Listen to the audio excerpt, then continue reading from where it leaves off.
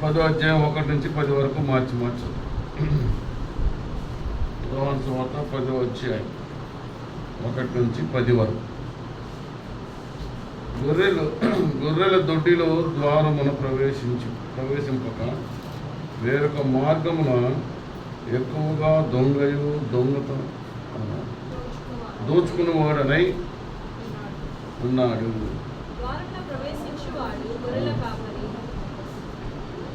అతనికి ద్వారపాలకుడు తలుపు తీయను. గొర్రెలు అతని స్వరము వినను.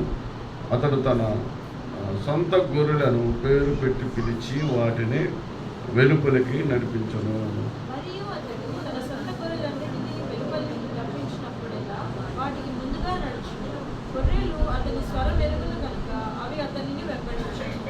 అన్యుల స్వరము అవి ఎరుగవు కనుక అన్యుని ఎంత మాత్రమునో వెంబడింపక వారి యొద్ద నుండి పారిపోవునని మీతో నిశ్చయముగా చెప్పుచున్నానని వారితో చెప్పాను.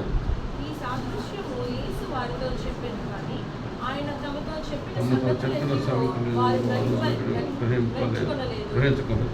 కాబట్టి యేసు మరలా వారితో ఇట్లానెను, గొర్రెలకు ద్వారము నేనే, నాకు వచ్చిన వారందరూ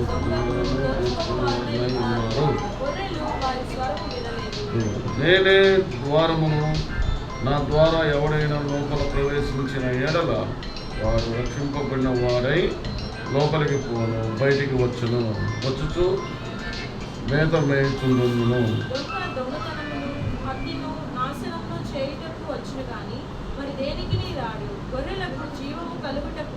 అది సమృద్ధిగా కలుగుటకు నేను వచ్చిందని మీతో నిశ్చయంగా చెప్పుచున్నాను. 11 కూడా చదువుకున్నాం. లాస్ట్ అందరం కలిసి చదువుకున్నాం బిగ్గరగా.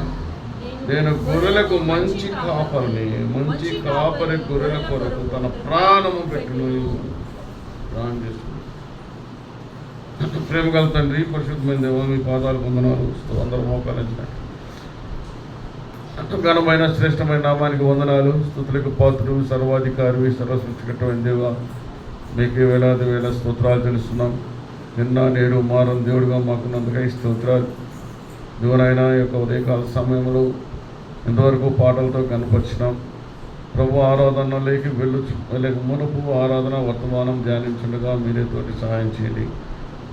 ప్రభు మాతో నడిపించండి, మా ముందుండి నడిపించండి. ఎక్కడైతే ఇద్దరు ముగ్గురు చేరానాం ప్రజలు అంటే సెలవిచ్చినారు. మాతో ఉన్నందుకై స్తోత్రాలు, మాలో ఉన్నందుకై స్తోత్రాలు, మా చుట్టూ కంచేసి కాపాడుతున్నందుకై స్తోత్రాలు, మీ ఆత్మతో నింపినందుకై స్తోత్రాలు. మేమైతే నిమిత్తం మాత్రం ఆయన ఎందుకు పనికిరానటువంటి వారం ప్రభా, కానీ మా నాలుకని వాడుకొని, మా స్వరాన్ని వాడుకోండి.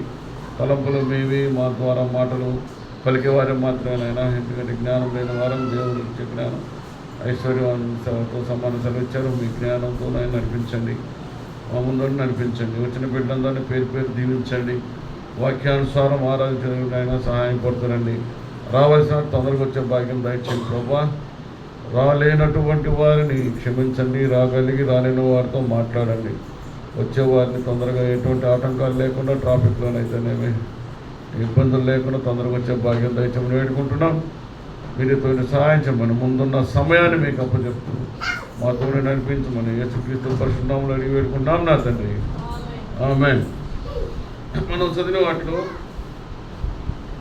చాలా అర్థాలు ఉన్నాయి. దేవుడు ఉపమానం గొర్రెలను పోలుస్తూ చెప్పినాడు, కానీ మన యొక్క ఆత్మీయ జీవితాన్ని కూడా అవి అంటుకట్టుబడి ఉన్నాయి. అలాగా మనం అర్థం చేసుకుంటూ రావాలి. మొట్టమొదటి యొక్క చదివిన దాంట్లో మనం జ్ఞాపకం చేసుకున్న ఒక ఐదు అంశాలు, తర్వాత 3 ధ్యానం చేసుకున్నాం. మొట్టమొదటిగా ఏం చెప్పాడంటే, గొర్రెలు దొడ్డిలో ద్వారమును ప్రవేశింపక వేరొక మార్గం ఎక్కువ అడుగునంట దొంగయు దోచుకున్న వాడై ఉన్నాడు. ఎవరంటేనా దొంగ, దోచుకునేవాడు. ఎందుకంటే గొర్రెలు తన దారిలో యథార్థంగా వెళ్తాయి. గొర్రెల కాపరి వాటి యొక్క ద్వారం ద్వారా తీసుకెళ్తాయి. దొంగ ఏం చేస్తాడు? దొడ్డిదారిలో వెళ్తాడు. ఏం చేస్తాడు? దొంగ దోచుకుని వాడే ఉన్నాడు. ఎందుకంటే వాడు ఎట్లా వెళ్తాడు? వేరే మార్గంలో వెళ్తాడు. మనం దోచుకుంటాడు. ఆల్రెడీ మనం దీని అర్థమైందంటే ఆల్రెడీ మనం అపవాది దొంగ అంటే ఎవరు? అపవాది చేతుల్లో పాపంతో పుట్టిన మనం పాపంలో పెరుగుతున్నాం, పాపంలో ఉంటున్నాం. లోకంలో ఉంటున్నాం. అలాంటి మనల్ని ఆయన ప్రేమించి ఏం చేశాడు? రక్షించుకున్నాడు. ఆయన మనల్ని ఎన్నుకున్నాడు. మనం ఏ పాటి వారము? అసలు ఇసుకతో సమానం మనం. కానీ మనల్ని ఆయన ఏర్పరచుకొని ఎన్నుకున్నాడు అనమాట. అప్పటి వరకు మనల్ని ఎవరు పాలిస్తున్నారు? దోచుకునేవాడు, దొంగ అంటే ఎవరు? అపవాది హస్తాల్లో నుంచి మనల్ని ఆయన కాపాడుతూ వచ్చినాడని అర్థం చేసుకోవాలి. అలాగా మనల్ని ఆయన రక్షించుకున్నాడు. గొర్రెలు కాపరి. గొర్రెలు అంటే మనం, కాపరి అంటే యేసుక్రీస్తు వారుగా మనం భావిస్తూ రావాలి. అలాగా మన దేవుడు అయితే ఏం చెప్పంటే అక్కడ గొర్రెల కాపరి ఏం చేస్తాడంటే, మనం 2వ వచనం చూసినట్లయితే ద్వారమును ప్రవేశించేవాడు గొర్రెల కాపరి. ఎలాగంట? ద్వారములో వస్తాడు గొర్రెల కాపరి. ఎవరైనా యేసు ప్రభు, మన దేవుడు మన తీసుకెళ్తాడు. గొర్రెల ద్వారంలో నుంచి, యథార్థమైన మంచి దారిలో నుంచి తీసుకెళ్తాడు. అపవాది ఏం చేస్తాడంటే దొంగతనంగా వచ్చి మనల్ని తీసుకెళ్తాడు. ఏమేందంటే ఈ దొంగతనంగా అడ్డదారులు అంటే లోకం, నేత్రాశ, జీవకుడంబం, శరీరాశ.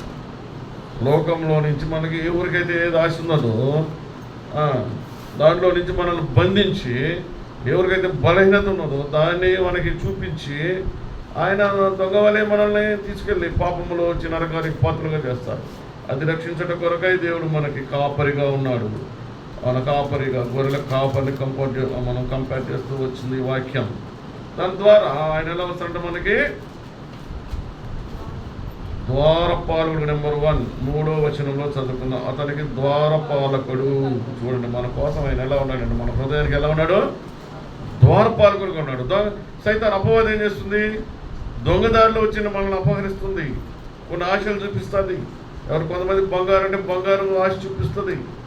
ధనం ఉంటే ధనం చూపిస్తుంది. మరి కొంతమందికి కొన్ని సీరియల్ చూసే అంటే దాన్ని చూపిస్తుంది. కొంతమందికి వ్యవహారం కావాలి, కొంతమందికి తగులు పెట్టాలి, కొంతమందికి స్వార్థం, కొంతమందికి కొన్ని ఉంటాయి. నేను అందరినీ ఒకరి కాదు, ఒకరికొకరు బలహీనత ఉంటాయి. కొందరికి ఆహారం తినే బలహీనత ఉంటుంది, ఎక్కువ ఆహారం తినాలి, ఆహారం మీద చూపిస్తుంది. కొందరికి నిద్ర మీద బలహీనత, వాళ్ళ నిద్రపుచ్చుత వాక్యం అనేది ఎలా దొంగతనం వస్తుంది. కానీ మన ప్రభువైన యేసుక్రీస్తు వారు కాపరి. కానీ గొర్రెల కాపరి ఎలా వస్తారంట? ద్వారపాలకుడిగా ఉంటాడు. మన హృదయానికి మన ప్రభువైన యేసుక్రీస్తు వారు కూడా ఎలా ఉన్నాడు? మనకి నెంబర్ 1 ద్వారపాలకుడిగా ఉంటున్నాడు. అపవాదిని రానేడు. మనం ఎవరు అండి? మనం ఏ పార్టీ వారం అండి? ఉద్యోగాలు చేసే లోకంలో ఎంతో ధనం ఉండొచ్చు, కానీ ఎంతలో మనం పేదవారు అంటే మారు మనసు లేని వారం అని లెక్క. చాలామంది దేవుడు పేదల కోసం వచ్చారంటే డబ్బున్న వాళ్ళ కోసం కాదు అనుకుంటారు. పేదలు అంటే డబ్బు లేని వారి కోసం కావాలనుకుంటారు లోక శారీరకంగా. కానీ ప్రభు అయిన యేసుక్రీస్తు వారు ఏ పేదలంటే దేవుని ఎరుగనేటువంటి వారి పేదల కోసం ఈ లోకానికి వచ్చి అందరూ పాపుల కోసం, పాపుల నుండి రక్షించేదాని కోసమై పేదల కోసం అంటారు. కానీ పేదలంటే రక్షణ లేని వాళ్ళు, రక్షించబడినటువంటి వారు ధనవంతుడు, డబ్బున్నవాడు, డబ్బు లేనివాడు కాదు. దేవుని ఎరుగునటువంటి వాడు పేదవాడు, రక్షణ లేనటువంటి వాడు పేదవాడు, నరకానికి పోతున్నటువంటి వాడు పేదవాడు. అలాగే మనం అపవాది చేతిలో ఉన్నట్టు పేదవాడు, పాపులు. ఆ పాపుల కొరకే దేవుడి లోకానికి వచ్చాడని మనం ఆ యొక్క అపవాది మనల్ని హృదయాల్ని దోచుకుంటుంది, మన బలహీన. కానీ ప్రభువైన యేసుక్రీస్తు వారు ఇక్కడే వచ్చారంటే నెంబర్ 1 10వ అధ్యాయం 3వ వచనంలో అతను వాటికి ఏమన్నాడు? మనకి ఎలా ఉన్నాడంట? ద్వారపాలకుడు. ఈ యొక్క గొర్రెల కాపరి, గొర్రెలకి ద్వారపాలకుడు అంటే ఏంటంటే చుట్టూ కంచి వేస్తాడు, దానికి ఒక ద్వారం ఉంటుంది, అక్కడే కాపాడుతుంటాడు. వాటిలో నుంచి తీసుకెళ్తాడు. ఇక్కడ ద్వారం అంటే అక్కడ ద్వారం ద్వారా తీసుకెళ్తాడు. దొంగ మరి వేరే బయటికి తీసుకునే దేవుడు దొంగ అన్నాడు. దొంగ ఇప్పుడు వచ్చాము. దొంగయు దోచుకునేవాడంట ఎలా వస్తాడు? అడ్డదారిలో వెళ్తాడు, కంచి నుంచి దూకెళ్తాడు, కష్టాలు పడి వెళ్తాడు. కానీ కాపరి ఆ యొక్క ద్వారపాలకుడిగా ఉంటాడంట వాటి ప్రతి ఒక్క గొర్రెకి. అది మనం అందుకంటే మనం దేవుని ఏం చేయాలి? ఆరాధించాలి. ఎందుకయ్యా ప్రభువా, నేను పాపంలో అపవాదికి నేను బందీగా ఉన్నాను, పాపంలో ఉన్న నన్ను, శాపానికి ఉన్న నన్ను, నరకానికి పోతున్న నన్ను రక్షించి కాపాడి పరిశుద్ధునిగా చేసి మళ్ళీ మనకి ఎలా ఉన్నాడు? ద్వారపాలకుడిగా ఉన్నాడు. ఆ యొక్క ద్వారానికి అపవాది పోకుండా మన పరిశుద్ధులుగా కాపాడేదాని కొరకై మనం రక్షించబడ్డ వారము కూడా, దేవుని ఎరుగునటువంటి వారము కూడా ఈ రోజుల్లో పాపంలో పడుతున్నాం. అంటే పాపం అంటే ఏదో చిన్న సమస్యలు అబద్ధం చెప్పిన పాపమే. ఎందుకంటే లోకం ఇది కొన్ని సందర్భాలు చెప్పేస్తున్నాం, కొన్ని సందర్భాల్లో తప్పు చేస్తున్నాం, కొన్ని సందర్భాల్లో తిట్టేస్తున్నాం, కొన్ని సందర్భాల్లో కొంతమంది సినిమాల్లో ఏదో పాపంలో ఎదురున్నాం. అవి కాపాడేదానికి ఇక్కడ మనకి దేవుడు ఎలా ఉన్నాడో ద్వారపాలకుడిగా ఉన్నాడు. ప్రభువా, నేను పాత జీవితంలో పాపిగా ఉండేను, నన్ను రక్షించావు, నన్ను పరిశుద్ధంగా చేశావు, స్తోత్రాలు అనేది కాకుండా ఇప్పుడున్న జీవితంలో కూడా మనకి ద్వారపాలకుడిగా దేవుడు ఉంటున్నాడు. ఆ యొక్క ద్వారం నుంచి మనల్ని పంపిస్తాడు, రప్పిస్తాడు. అపవాది దోచుకోవాలన్నా కానీ ఆయన ఎటువంటి లేకుండా గొర్రెల కాపరి, గొర్రెలకు ఎలాగైతే ద్వారపాలకుడిగా ఉంటాడో అలాగా మనకు దేవుడు ప్రభు అయిన యేసుక్రీస్తు వారు ద్వారపాలకుడిగా ఉన్నాడు మనం గుర్తించాలి. తర్వాత ఆరాధించేటప్పుడు మనం ప్రభువా, ఈ రోజుల్లో నేను కూడా తప్పిదం చేస్తున్నానేమో, నన్ను క్షమించండి, నాకు ద్వారపాలకుడు ఉన్నందుకే స్తోత్రాలు చెప్పాలి. ఎలా ఉన్నందుకై మమ్మల్ని అపవాదించి రక్షించారు, కాపాడారు, మమ్మల్ని కొన్నారు, మమ్మల్ని మీ సొత్తుగా చేసుకున్నారు. అందు నిమిత్తమై నాకు ఒక ద్వారపాలకుడిగా ఉన్నందుకే, మా హృదయానికి ద్వారపాలకుడిగా ఉన్నందుకే స్తోత్రాలు అని చెప్పాలి. ఆత్మీయ జీవితంలో మనకు ఎలా ఉన్నాడో ద్వారపాలకుడిగా ఉన్నట్టుగా మనం జ్ఞాపకం చేసుకుందాం. ఇంకా చూసినట్లయితే 1వ దినవృత్తాంతంలో రాయించబడుతుంది. 1వ దినవృత్తాంతాలు 16:38.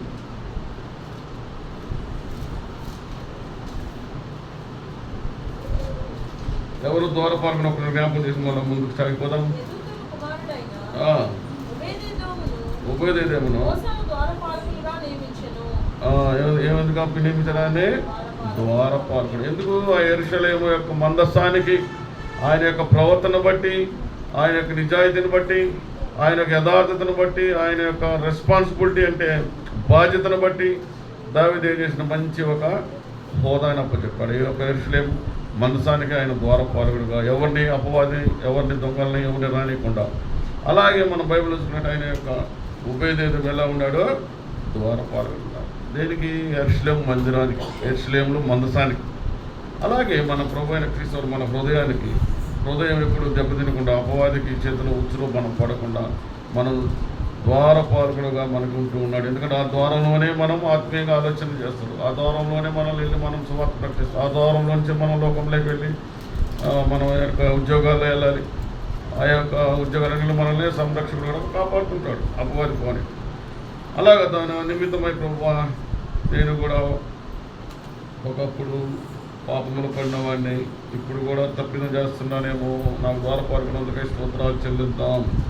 అలాగే రెండవదిగా ఇక్కడ ఏం రాయబడి ఉంది 3లోనే, గొర్రెలకి ఎలా ఉన్నాడు కాపరి? గొర్రెలంట ఆయన స్వరాన్ని ఉంటాయంట. ఏముంటాయి? స్వరమును వినును. మనం కూడా దేవుడు ప్రభువైన క్రీస్తు వారు ఎలా అంటే గొర్రెలు, ఆ యొక్క ఆయన యజమాని. గొర్రెలు ఏం చేస్తాయి చెప్పండి? దొంగపోయే వాళ్ళ యొక్క సిగ్నల్స్ ఉంటాయి, అవేసి కానీ బయట వెళ్తే ఆ యొక్క సిగ్నల్స్కి రావు అవి. ఆ యొక్క గొర్రెలు కాపరి స్వరాన్నే ఉంటాయి. మనం కూడా ఏం చేయాలంటే మన యొక్క దేవుని స్వరం వినాలి. మనం దేవుని స్వరం వినాలంటే ఏం చేయాలి? ఆరాధించాలి, దేవునితో ఉండాలి, ఆయన యొక్క ద్వారంలోనే మనం వెళ్ళాలి. అలాగా ఎప్పుడైతే ఉంటామో మనం కూడా దేవుని యొక్క స్వరం వినేవాళ్ళు, దేవుని స్వరాన్ని వింటూ ఉండాలి. దేవుని స్వరం వినాలి, స్వరం వినేవాళ్ళుగా చేస్తారు.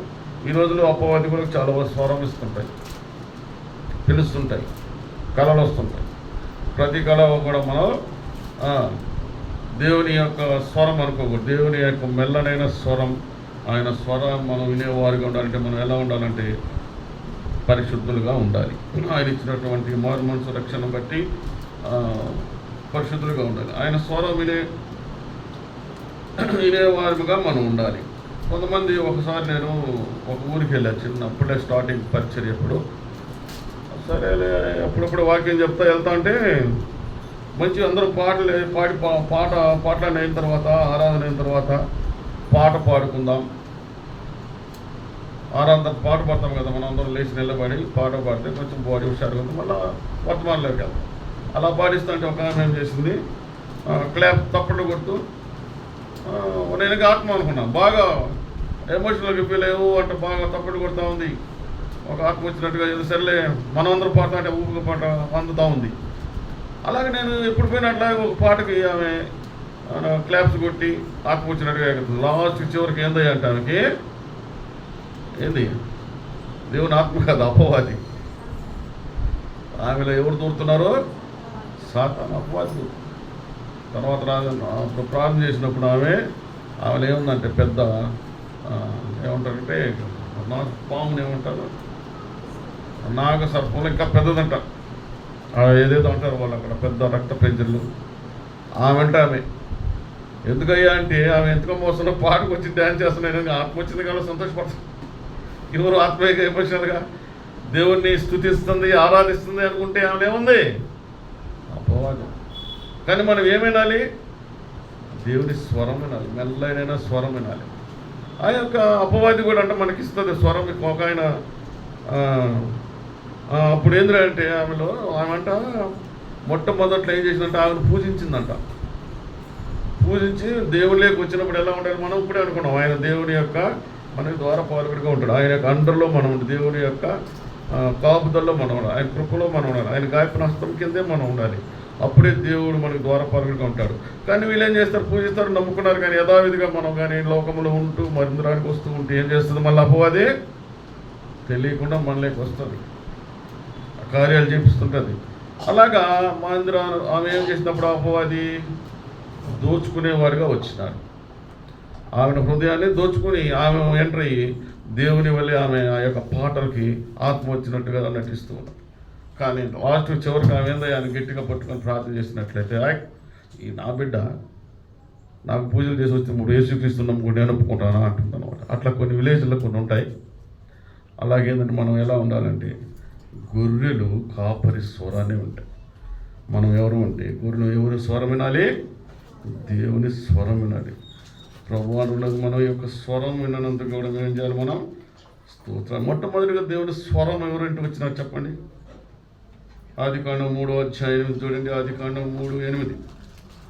ఒక లైన్ చదువు, ఆదికాండం 3:8. చల్లపూటలో ఆదామును అతని భార్యయు తోటలో సంచరించుతున్న చాలు ఎవరన్నారు ఫస్ట్ మొట్టమొదటిగా ఆదాము అవ్వ ఇంటి వచ్చిన దేవుని స్వరము. ఎట్లా దేవుడు ఏర్పాటు చేసినటువంటి ఆ యొక్క తోటలో మంచి వాతావరణంలో మంచి చల్లని గాలిలో ఆయన యొక్క మెల్లనైన స్వరము ఆదాం ఇంటి వచ్చినారు. ఇప్పటి నుంచి నేను ఏదైనా చెప్తున్నా అంటే ఆదిలోనే మొట్టమొదటిగా స్వరం విన్నది ఆదాం. ఆ నుంచి అందరూ ఇంటి వచ్చినారు. అబ్రహాం విన్నారు, మోషే విన్నాడు, అన్నీ వింటూ వచ్చినాడు. మన వరకు కూడా ఈరోజు ఈ దినాల్లో అయితే మనం కూడా దేవుని ఆరాధిస్తూ ఆయన చెంత ఉంటూ ఆయన కృపలో ఉంటూ ఆయన చేస్తాం ఉన్నట్టయితే మనం కూడా ఆయన స్వరం వినేవారుగా మనల్ని ఎన్నుకున్నాడు. ఈ దినాన మనం ఆయన స్వరాన్ని వినాలని ఆశపడితే స్వరం మనం వినేవారుగా ఉంటాం. అలాగా గొర్రెలు ఆయన యొక్క యజమానుని స్వరాన్ని అనుసరిస్తాయంట. అలాగా మనం కూడా మనం కూడా మన ప్రభువైన యేసుక్రీస్తు స్వరం వినేవారుగా ఉండాలి. ఇస్తున్న ఆ యొక్క ఘనత మనకి ఇస్తున్నందుకు మనం ఏం చేయాలి, దేవుని ఆరాధించాలి. ఇంకా చూసినట్లయితే ద్వితీయోపదేశకాండములు 4:33 చూడమ్మా. లేదు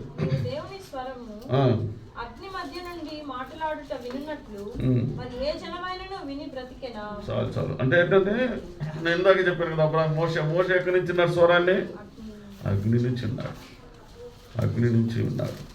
తర్వాత మన అపోస్తలుడైన పౌలు కూడా స్వరాన్ని విన్నాడు. ఇవన్నీ ఏంటంటే మనం పాపంలో వెళ్తున్నప్పుడు మాట విన్నప్పుడు అపోస్తలుడైన పౌలుని ఆ యొక్క స్వరం ద్వారా పట్టుకున్నాడు. ఎవరు అని అన్నప్పుడు నువ్వు హింసిస్తున్నా యేసుని అని ఆయనకు స్వరం వినగలిగాడు. మోషే ఒక మాట్లాడాలంటే అగ్నిలో ఉన్నాడు. అలాగా ప్రతి ఒక్కరు స్నేహితుడు వలె అబ్రహాం ఆయన మాట ఇంటూ స్వరాన్ని ఇంటూ వచ్చినాడు. అలాగా మనకు కూడా ఘనత ఇచ్చినందుకైతే దేవుని రెండోదిగా మనం ఆరాధిస్తూ రావాలి. ఇంకా 5వ అధ్యాయం 11లో కూర్చున్నామ్మా. 5వ అధ్యాయం 25 ద్వితీయోపదేశకాండం 5వ అధ్యాయం 25 వచనం. కాబట్టి మమ్మను దహించును.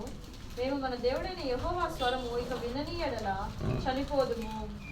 చాలు అక్కడ 26 5:26 మా వలె సమస్త శరీరులలో మరి ఎవడు సజీవుడైన దేవుని స్వరము అగ్ని మధ్య నుండి పలుకుట విని బ్రతికెను. నీవే సమీపించి మన దేవుడైన యెహోవా చెప్పినది యావత్తు వినుము.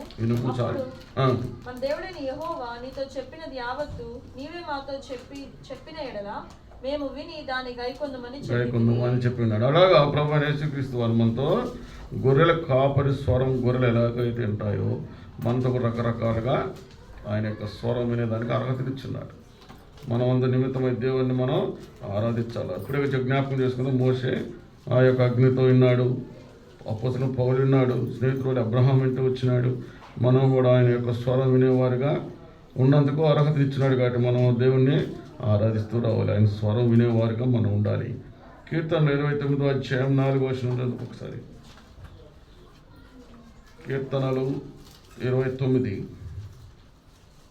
యెహోవా స్వరము బలమైనది. యెహోవా స్వరం ఎట్లాంటిదంట? బలమైనది. యెహోవా స్వరము ప్రభావము గలది. యెహోవా స్వరము దేవదారు వృక్షములను విరుచును. యెహోవా లెబనోను దేవదారు వృక్షములను ముక్కలుగా విరుచును. దూడవలే అవి గంతులు వేయినట్లు ఆయన చేయును. 8 లెబనోనును షిరియోనును గురుపోతు పిల్లవలే గంతులు వేయినట్లు ఆయన చేయును. ఎట్లాంటిదంట? ఆయన యొక్క స్వరము బలమైనది, ఇంకా ప్రభావం కదా. ఆయన స్వరం బలమైనది. ఆయన స్వరం అంటే చాలు. ఆయన యొక్క ప్రభావం, ఆయన యొక్క స్వరంలో ఒక ప్రభావం ఉన్నది, బలం ఉన్నది.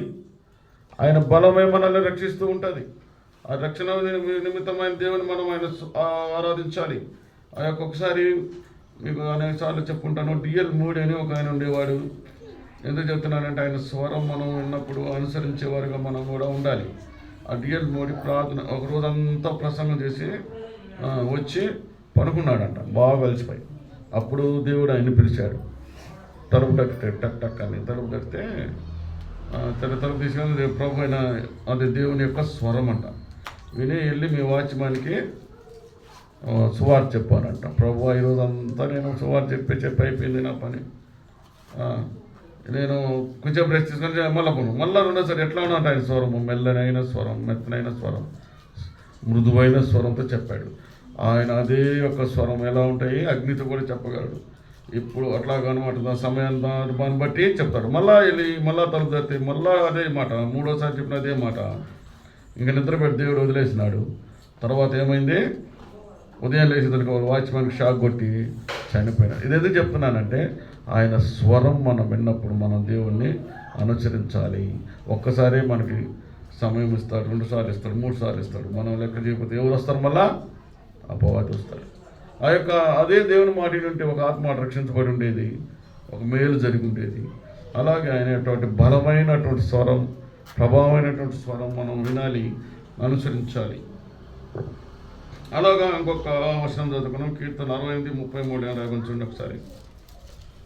కీర్తనలు 68:33. ఆకాశ వాహన ఎక్కువానిని కీర్తించుడి. ఆయన తన స్వరము వినబడచేయును, అది బలమైన స్వరము. దేవునికి బలాతిశయమును ఆరోపించుడి. ఎట్లాంటిదంట? మళ్ళీ కీర్తనలో 68:33 ఏం రాయబడి ఉన్నది? బలమైన స్వరం. ఆ స్వరాన్ని మనకి ఇస్తున్నప్పుడు ఆయన స్వరము ఎవరున్నారు? గొర్రెల కాపరి స్వరము ఎవరింటున్నారు? గొర్రెలు వింటున్నాయి, అనుసరిస్తున్నాయి. ఆ గొర్రెలుగా ఘనత వస్తుంది. ఎవరు దొంగ అపవాది వచ్చినప్పుడు ఆ గొర్రెలు వినవు. మనం కూడా మన జీవితాలు ఎలా ఉంటుంది? దేవుని స్వరం వినేవారుగా ఉండాలి. ఆ స్వరాన్ని మనకి ఇస్తున్నది కూడా మనం దేవుణ్ణి ఆరాధించాలి. మూడవదిగా రాయబడి చూడండి, 3వ అధ్యాయంలో ఉంది. మనల్ని ఎట్లా ఎన్నుకున్నాడు దేవుడు? పేరు పెట్టి పిలిచాడు. అలాగే గొర్రెల కాపరి కూడా సొంత గొర్రెల కాపరి, గొర్రెలనంట పేరు పెట్టి పిలిచి వాటిని నడిపించను. ఎక్కడ నడిపిస్తున్నాడు ఆయన? వెలుపలికి. అంటే అతను యొక్క సొంత గొర్రెలన్నింటిని వెలుపలికి తీసుకెళ్ళి ఏం చేస్తున్నాడు? వాటికి ఆహారం తినిపిస్తాడు, నడిపిస్తాడు. ఇవన్నీ కూడా చేస్తాడు. మనల్ని కూడా ఆయన దేవుడు పేరు పెట్టి ఎన్నుకున్నాడు. మన గర్భంలోనే మనల్ని ఏం చేశాడు? ఆయన ఎన్నుకున్నాడు. మనం జగత్ పునాది వేయకముందే మనల్ని ఆయన ఎన్నుకున్నాడు. మనల్ని విమర్శిస్తూ వచ్చినాడు. తర్వాత ఆయన మనల్ని కాపాడుతూ వచ్చినాడు. మనం ఏ పార్టీ వారు ఉండి దేవుని అసలు మనల్ని మన పేరు పెట్టి ఎన్నుకున్నాడు. అందు నిమిత్తమై కూడా మనం దేవుణ్ణి ఆరాధించాలి. మన పాపంలో శాపంలో ఉన్న మనల్ని కాపాడుతూ రక్షిస్తూ మారు మనిషిస్తూ మళ్ళీ ఎక్కడ తీసుకెళ్తున్నాడు? ఈయన గొర్రెల కాపరి ఎక్కడ తీసుకెళ్తున్నాడు? పేరు పెట్టి పిలిచి వాటిని వెలుపలి తీసుకెళ్తున్నాడు. ఆహారం మనల్ని కూడా ఆయన యొక్క శరీర ఆహారానికి ఆయన తీసుకెళ్తే మనల్ని ఎక్కడ తీసుకెళ్తాం? మనం ఆత్మీయ ఆహారం కొరకై, మనం బలపరచడం కొరకై, స్థిరపరచడం కొరకై మనల్ని ఆయన పేరు పెట్టి పిలుస్తున్నాడు అని మనం భావించాలి. మనం సువార్త చెప్పేదానికి తీసుకెళ్తాడు. మనము ఒక ఉద్యోగ నిమిత్తమై వెళ్తాం, లేకపోతే మందిరానికి వస్తాం బయటికి. అవన్నీ కూడా ఆయన మనల్ని పేరు పెట్టి పిలుస్తూ వచ్చినాడు. రక్షణలోకి పేరు పెట్టి పిలుస్తూ వచ్చినాడు. ఆయన ఎన్నుకున్నాడు. చూడండి, మనం ఎంత సువార్త చెప్పినా ఎన్ని చేసినా కానీ, వాళ్ళ ఇంటికి పదే వెళ్ళినా కానీ దేవుని ప్రార్థించకుండా, దేవుని ఒక ప్రమేయం లేకుండా మారు మనసు పొందరు. ఆయన పిలవాలి. పరిచర్యకి వెళ్ళాలని ఆయన పిలవాలి. మనం వెళ్ళేసి ఇప్పుడు పరిచయం చేస్తాం బ్రదర్ అంటే దేవుడు మీకు పిలుపు ఉందా అంటారు. ఆషామాషిగా మనం వెళ్ళి పరిచయం చేయలేము, ఫాస్ట్గా చేయలేము. దానికి ఒక పిలుపు కావాలి. ఆ యొక్క పిలుపే దేవుడు మనల్ని ప్రేమించి పేరు పెట్టి పిలిచే వారిగా మనల్ని ఎన్నుకుంటూ వచ్చినందుకే మనం దేవుని ఏం చేయాలి? ఆరాధించాలి.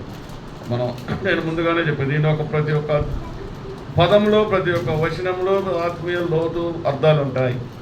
అందుకనే నేను మంచి గొర్రెల కాపరినట్టు సెలవిస్తూ కింద కూడా మనం చదువుకున్నట్లు ఎందుకు వస్తుంది ముందుకు వెళ్ళినప్పుడు చూద్దాం. ఆ తర్వాత నన్ను ఈరోజు దేవుడు ఏం చేస్తున్నాడు? పేరు పెట్టి పిలిచేవాడుగా ఎన్నుకున్నాడు. అవును ప్రభా, నేను కూడా ఒకప్పుడు పాపంలో శాపంలో ఉన్నవాడిని. నన్ను పేరు పెట్టి పిలిచి మీరు ఈ లోకానికి వచ్చి మరణించి మీ రక్తంతో మనం పరిశుద్ధంగా చేసి నన్ను పేరు పెట్టి పిలిచి ఎన్నుకున్నందుకే కూడా మనం దేవుని ఏం చేయాలా? స్తోత్రాలు చెల్లించాలి, ఆరాధించేవారుగా ఉండాలి.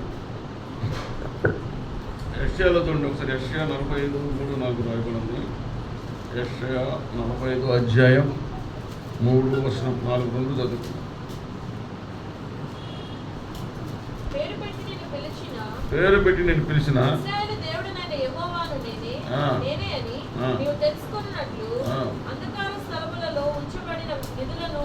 రహస్య స్థలములలోని మరుగైన ధనమును నీకు ఇచ్చేదను. నా సేవకుడైన యాకోబు నిమిత్తము, నేను ఏర్పరచుకున్న ఇశ్రాయేలు నిమిత్తము నేను నీకు పేరు పెట్టి నిన్ను పిలిచితిని. నీవు నన్ను ఎరుగకుండినప్పటికీ నీకు బిరుదునిచ్చితిని. ఎవరంటే ఇప్పుడు దేవుణ్ణి ఎరుగుకు ముందే నిన్ను పేరు పెట్టి పిలిచాడు దేవుడు. అప్పుడు మనం దేవుని ఎరకముందు ఎక్కడ ఉన్నాం? అపవాది చేతిలో ఉన్నాం, పాప కోపంలో ఉన్నాం, నరకానికి పాత్రలుగా ఉన్నాం, మరణానికి ఛాయలు. అపవాది ఏం చేస్తుందంటే దొంగిలించి మనల్ని ఏం చేస్తుందామే? పరలోకానికి పంపించదు, పాతాలని తీసుకెళ్తుంది. తోడు కావాలి. ఆడొక సామ్రాజ్యాన్ని నిర్మించాలా. మనమైతే ఎలా కృషి చేస్తున్నామో సర్వలోకానికి వెళ్ళి సువార్త ప్రకటించమని మనం ఎందుకు వెళ్తున్నాం? సువార్త ప్రకటిస్తున్నాం, ఆత్మలు రక్షిస్తున్నాం, ఆత్మలు బలపరుస్తున్నాం, స్థిరపరుస్తున్నాం. ఆత్మీయతలో నడిపించేదానికి మనం ఎన్ని ప్రార్థనలు, నియామక కూడికాలు కానీ ఎన్ని ఎందుకు పెడుతున్నాం? తప్పిపోకుండా ఈ గొర్రెల కాపరి ఎలా అయితే కాపాడుతాడో అలాగా మనం కాపాడు కొరకు ఇవన్నీ చేస్తున్నాం. అపవాది ఏం చేస్తుంది? మనల్ని ఆ యొక్క క్రమాన్ని దొంగిలిస్తుంది, మనల్ని మార్చేస్తుంది, తప్పుదోవలేక పట్టిస్తుంది, నరకానికి పాత్రలుగా చేస్తుంది. ఆ యొక్క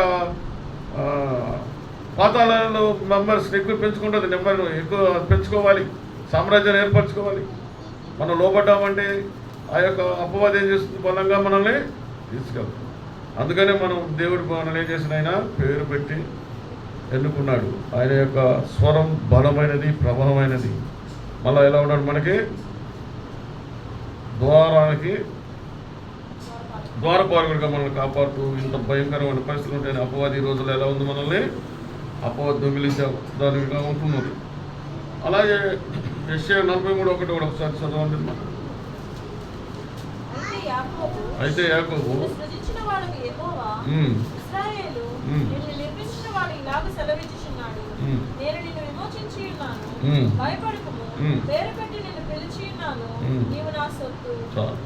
ఏంటంట?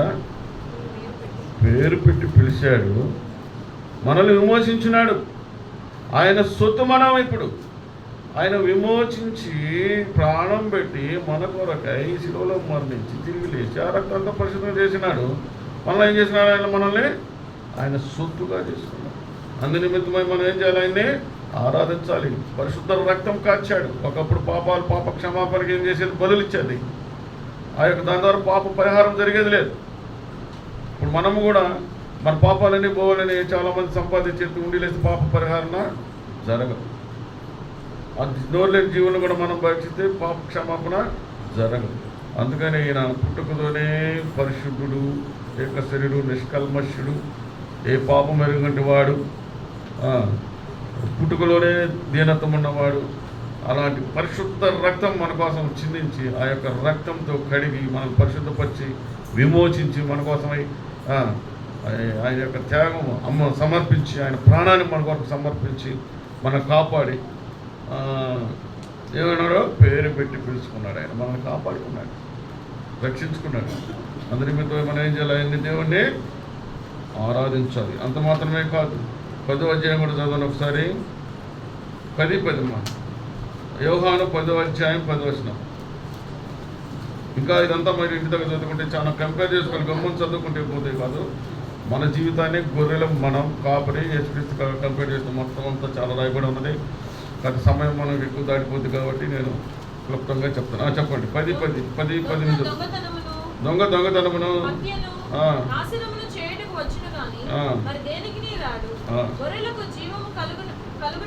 కలుగుటకును నేను కానీ నేను 11 నేను ఎవరంటే 11 కూడా చదువు. నేను మంచి కాపరిని పెట్టును. ఏం చెప్పాడు ఇక్కడ? గొర్రెల కోసం గొర్రెల కాపరి ఏం చేస్తాడు? ప్రాణం పెడతాడు. గొర్రెల కాపరిని ఎప్పుడన్నా చూసాడో లేదు, ఇప్పుడు చాలా తగ్గిపోయినాయి. ఆడ మనం ఇటు సైడ్ రాపురం సైడ్ వెళ్తే గొర్రె కాపరికి ఏమేమి ఉంటాయి? ఆయన చేతిలో 2 ఉంటాయి. దొడ్డి కర్ర, ఒకటి దండం. దొడ్డి కర్ర ఎలా ఉంటుందంటే బాగా ఇట్లా మంచి కర్ర ఉంటుంది. ఎందుకు చెప్పండి? తోడేలు వచ్చినప్పుడు దాన్ని ప్రాణానికి తెగించి కాపాడతాడు. తోడేలు ఈయన మీద పడితే ఏం చేస్తాడు ఆయన? కానీ ఆ కర్ర తీసుకొని ఏం చేయాలి? వాటిని కాపాడాలి. ఆ దొడ్డి కర్రతో వాటిని కొట్టి వాటి గొర్రెలకి ఏమి కాకుండా కాపాడుతాడు అనమాట. కనీసం చివరికి ఆయన ప్రాణాలైనా అర్పిస్తాడు. అది గొర్రెల కాపరి యొక్క స్వభావం. తర్వాత కొన్ని చిన్నవి ఏం చేస్తాడంటే ఏమైనా కాలం తప్పిపోయినట్లనండి ఆయనకు దండం అని ఇట్లా ఉంటుంది. అది దాంతో మెడబట్టి దారి నడిపిస్తాడు ఆయన. మంచి మార్గములు జీవము, గొర్రెలకు జీవము కలిగినట్లు అది సమృద్ధిగా కలిగినట్లు నేను వచ్చి తిని మీతో నిశ్చయంగా చెప్తున్నాడు. వాటిని క్రమంలోకి రప్పించాలి. క్రమమైన దారిలో నప్పించడానికి ఏం చేస్తాడు? వాడిని పక్కకు లాగుతూ ఉంటాడు. అప్పటికి కొన్ని ఏం చేస్తాడు? కొంతమంది దేవుడిని లోబడినట్టే ఉంటారు, దేవుళ్ళో ఉన్నట్టే ఉంటాం. కొన్ని తప్పిపోతుంటాయి. వాటి స్వభావం అది. తలకరించిన పగలు వాటిని ఏం చేస్తాడంట? వాటి కాళ్ళు గిట్లు ఇచ్చేస్తాడంట. గిట్లు అంటే ఐడియా ఉందా? అవి లేదంటే నడవలేవు. ఇంచేస్తే ఏం చేస్తున్నది? కుంటుకుంటూ ఉండే హుషారు పోయి ఇంకా చాలా వెనకపోయినప్పుడు దాన్ని ఏం చేస్తడం వల్ల భుజాన్ని వేసుకుంటారు. అవి నడిచేంతవరకు భుజాన్ని వేసుకొని వాటిల్లో కలిసేంతవరకు దాన్ని భుజాన్ని వేసుకొని మోస్తూ వస్తాడు. ఆ మోసి వాటిలో గడిపినప్పుడు ఆ కాళ్ళు బాగైనప్పుడు ఏం చేస్తుందంటే ఆయన్ని పాదాల చెంత చేరుతూ వస్తుందంట. ఆయన్ని రాసుకుంటుందంట. అది ఏందది? ఎందుకు? నన్ను కాపాడి నన్ను మోసేయండి నా కాపరి అనే ఒక కృతజ్ఞ నోట్లేని జీవి ఆయన్ని రాచుకుంటూ పూసుకుంటూ ఆయనకి స్తుతులు చెల్లిస్తూ వస్తుంది. అలాగే మన దేవుడు కూడా మనం తప్పిపోతున్నా కానీ కాపాడుతూనే ఉంటాడు. ఫస్ట్ రక్షిస్తాడు. కొన్ని శిక్షలు పడుతుంటాయి. ఆ శిక్ష పడ్డప్పుడు మనం బాధపడకూడదు. అప్పుడు ఆయన మోస్తాడు. మళ్ళీ మనం పూర్తిగా పడిపోయినప్పుడు మళ్ళీ ఆయనే మోస్తాడు. బాగుపడిన తర్వాత మందలో వదులుతాడు. అప్పుడు మనం ఏం చేయాలంటే దేవుని ఆ కృతజ్ఞత చూపించాలి, ఆరాధించాలి. నన్ను కాపాడేందుకు స్తోత్రాలయ్యా, నన్ను అపవాది తప్పించినందుకు స్తోత్రాలయ్యా. యోగ ఏం చేస్తూ వచ్చినాడు? అపవాది ఎంత శ్రమ పెట్టినా లాస్ట్గా ఆయన యొక్క శరీరాన్ని భారీ కూడా లేక ఉమ్మి తిరిగిందని చూడు మారవాని గీరుకునే దానికి ఏరు జాలకైనాక కుండ పెంకు తెలుసుగా పగిలిపోతే కుండ యొక్క పెంకుతో గీరుకున్నాడు ఆయన. స్థలం లేదు, ఏరు గీరుకంటే మనసొప్పడం లేదు. అంత స్థితిలో ఉన్న యోబు ఎందుకు వెళ్ళాడు? అపవాది తీసుకెళ్ళాడు. అప్పుడు దేవుడు ఏం చేసిన? ఆయన మోస్తూ వచ్చినాడు. మోస్తూ అంటే మోదాన్ని పెట్టుకొని కాదు, ఆయన పాప భారాన్ని అంతా ఆయన మోస్తూ వచ్చాడు. ఆయన యొక్క యథార్థంగా నిలబడ్డదానికై, ఆయన నిలకడగా ఉన్నదానికై, అపవాదికి ఉచ్చులోకి వెళ్లకుండా నిలబడదానికి ఆయన కాపాడుతూ వచ్చినాడు. అపవాదికి దేవుడు మరణాన్ని ఎప్పుడు అప్పచెప్పడు. ఎందుకంటే ఆయన ఎన్నుకున్న వారు, మనం నమ్మిన వారిని ఎప్పుడు చెప్పడు. కానీ మనం అపవాదికి లోబడి అపవాదిలో ఉంటే మరి ఆయన ఇష్టం, అపవాది ఏమైనా చేసుకుంటారు. కానీ యోబుకు మాత్రం మరణాన్ని తప్ప ఏమైనా చేయమని ఆజ్ఞించాడు అపవాది. అందుకని మరణం తీసుకోలేకపోయింది. ఆ యొక్క యోబును చివరికి ఎట్లా అయ్యాడు?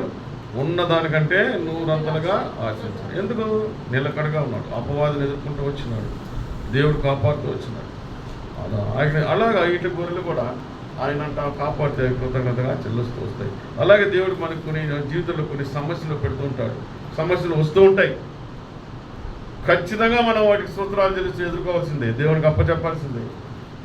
చెప్తే కాపాడుతూ వస్తే దేవుడు మళ్ళీ మనల్ని భుజాన్ని వేసుకొని ఆయన కాపాడుతాడు. ఏదండి మనల్ని మన యొక్క సమస్యల్ని, అది ఆర్థికంగా కానీ ఆరోగ్యంగా కానీ ఇంటి చుట్టుపక్కల తగులైతేనే కానీ ఉద్యోగంలో కానీ స్టడీలో కానీ దేంట్లోనైనా మనకు సమస్యలు రాక తప్ప వస్తున్నప్పుడు మనం సర్దుకొని వాటిని ఎదుర్కోగలిగితే ఆ యొక్క దేవుడు భారాన్ని అప్పచెప్పేస్తే, ఈ యొక్క భారం అంతా నీదే దేవుడు అని చెప్పేస్తే ఆయన భుజాన్ని వేసుకొని కాపాడి మళ్ళీ మనల్ని యథావిధిగా తెస్తాడు. దానికి మనం ఏం చేయాలి? దేవుడిని కృతజ్ఞత ఆరాధించాలి. ఈ జీవితం మనకి ఇచ్చినందుకే దేవుని ఆరాధించాలి. ఇప్పుడు మనకి ద్వారా పాల్గొన్నట్టుగా ఆరాధించాలి. ఆయన స్వరం వినేదానికి ఇచ్చిన ఆరాధన బట్టి ఆరాధించాలి. మూడవదిగా ఆయన స్వరాన్ని మనకి వినిపిస్తున్నాడు. తర్వాత మనం 10:10లో చదివినట్టయితే ఆయన విమోచిస్తూ వచ్చినాడు, ఆయన కాపాడుతూ మనల్ని రక్షిస్తూ వచ్చినాడు. గొర్రెలకు జీవం ఎలా కలగజేయడానికి మనకు సమృద్ధిగా కలగజేస్తూ వచ్చినాడు. తర్వాత నేను మంచి కాకుండా ఆయన ఏం చేస్తాడు? మనకి తన ప్రాణం పెట్టాను. చివరికి ఏం పెట్టాడమ్మా? మనం కాపాడేదాని కొరకై, మనం రక్షించేదాని కొరకై మనం ఆయన సొత్తుగా ఉండే మన కోసం ఆయన ప్రాణాలు పెట్టి మనం రక్షించుకున్నాడు. మనం ఎలా ఉండాలి? ఎలా ఆరాధించాలి? ఉదయం లేసి అసలు ఆరాధించాలి. ఈ యొక్క మందిరంలో మనం బహిరంగంగా ఆరాధిస్తాం. మొట్టమొదటిగా లేయంగానే ఏం చేయాలి? అసలు ఆరాధించాలి. ఈ రాత్రి అంతా అసలు ఆ దినమంతా కాపాడు, ఆ క్షణము కాపాడేందుకు మొట్టమొదటిగా లేయంగానే ప్రభువా అవి కట్టాలి, ఈ కట్టాలి, లేదా అటు కాపాడు, అవి కావాలి, ఈ కావాలి కాదు. మొట్టమొదటిగా నన్ను ఈ ఉదయం లేపినాను ఆయన. ఎంతమంది రాత్రిలో నిద్రలో చనిపోయారు ఉన్నారు తెలుసా? ఎంతమంది రాత్రిలో 2-3 గంటలకు హాస్పిటల్కి వెళ్తున్నారు తెలుసా? ఎంతమంది మరణిస్తున్నారు తెలుసా? ఎంతమంది యాక్సిడెంట్లో చనిపోతున్నారు లోకంలో? ఎంతో భయంకరంగా ఉన్నాయి. ఈ రోజున రేపు ఉండటం లేదు, కుప్పగూలిపోతున్నారు భయంకర పరిస్థితులు. ఆ యొక్క కరోనా అప్పటి నుంచి కూడా ఆ యొక్క డోస్ వేసుకున్న కూడా బలహీనలుగా ఎంతోమంది చనిపోతున్నారు. అది తలుచుకుంటే అసలు దేవుడు మనల్ని కాపాడుతున్నాడు. అందరి మన ఉదయాన్ని ఏం చేయాలి? మనం రక్షించినాడు దేవుడు, మారు మనసు పొందినాడు, రక్షించాడు, సొత్తుగా చేసుకున్నాడు, విమోచించినాడు. కానీ దినదినము కాపాడేందుకు ఉదయం లేచి మనం ఆరాధించాలి. ప్రతి మందిరంలో ప్రతిరోజు ప్రతి ఒక్క ఆదివారం సమయానికి బహిరంగంగా ఆరాధించాలి. మనం ఉన్నటువంటి దాన్ని దేవునికి కనపరచాలి. అందు నిమిత్తమై ఎన్నో వాక్యాన్ని బట్టి మనం హృదయపూర్వకంగా పూర్ణాత్మతో పూర్ణ వివేకంతో దేవుని మనం ఆరాధించేవారిగా ఉంటాం. ఈ సమయాన్ని ఆరాధనకి అప్పచెప్తున్న దేవుడి వాక్యాన్ని దీవించును గాక.